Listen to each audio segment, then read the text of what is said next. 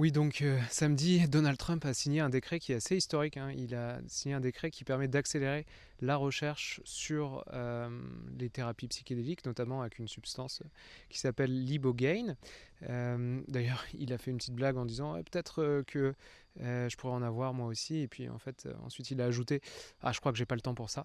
Et je trouve ça marrant parce que en fait, souvent, c'est une des causes principales du fait que les personnes n'aient pas le temps de travailler avec la médecine, euh, qui est d'être très occupés, très affairés, on pourrait dire, un petit peu dans leur vie quotidienne et qui prennent pas le temps en fait de euh, ouais, se poser et regarder un petit peu ce qui se passe à l'intérieur d'eux. Quoi qu'il en soit, c'est vraiment un moment important dans notre histoire, on pourrait dire, psychédélique récente, avec ce fameux mouvement-là de la renaissance psychédélique. Et évidemment, ça interroge que ça soit Donald Trump qui soit peut-être, en fait, entre guillemets, à la pointe là de l'évolution de la législation. Alors pourquoi est-ce qu'un président d'extrême droite, qui est notoirement engagé contre les actions climatiques, a signé ce décret? Je pense que c'est intéressant pour deux raisons.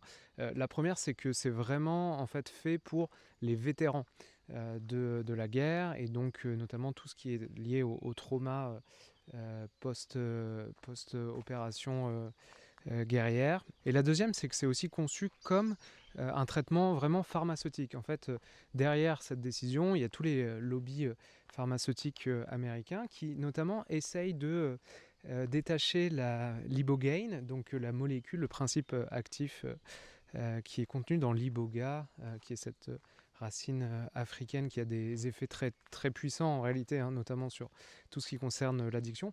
Et donc ce qui me paraît intéressant, c'est à quel point il y a toute une vision en fait des psychédéliques qui est celle un peu d'un produit magique, d'un produit pharmaceutique, d'un médicament, comme ce qu'on a fait dans les 2 derniers siècles en Occident. Et donc on perd complètement cette vision, je dirais, holistique de la guérison, qui est contenue, elle, plus on pourrait dire dans le contexte chamanique. C'est simplement pour dire qu'on est en train en fait de prendre une direction à l'échelle de notre société occidentale sur qu'est-ce que peut être la thérapie occidentale en utilisant les psychédéliques. Et en fait, il y a vraiment un risque qui est de reproduire toutes les erreurs en fait, qu'on a déjà faites par le passé, c'est-à-dire en faire un produit euh, du capitalisme, en fait, en faire une commodification d'une ressource accessible à tous. Enfin,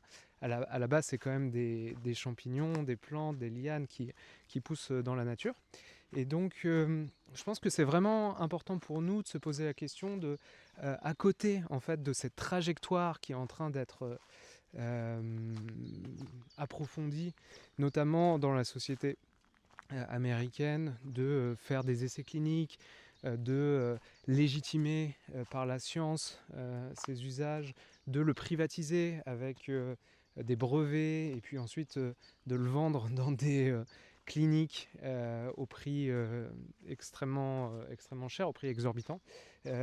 C'est aussi à nous peut-être de réfléchir sur une autre façon de concevoir l'utilisation des psychédéliques dans nos sociétés, de réfléchir à comment est-ce que ça peut être quelque chose de plus collectif, de mieux intégré à la communauté, peut-être détaché aussi de toujours la perspective d'une guérison thérapeutique, mais d'entrevoir la guérison comme quelque chose de plus large que ça aussi, comme quelque chose qui relève un petit peu de la spiritualité, de la connexion à quelque chose de plus grand que soi. Donc voilà, cette décision, elle est vraiment historique. Elle pose plein de questions. Il y a une partie de moi aussi, évidemment, qui est très heureuse pour toutes ces personnes qui vont pouvoir bénéficier quand même de ces molécules. Et puis aussi, comme un appel pour nous de se dire, ah, la bureaucratie américaine est en train d'amener avec toute la puissance qu'elle a la médecine, les plantes, ces rituels dans une direction qui est vraiment particulière et de ne pas oublier qu'il y en a aussi une autre qui sera possible et qui sera important de conserver à l'esprit dans les prochaines années.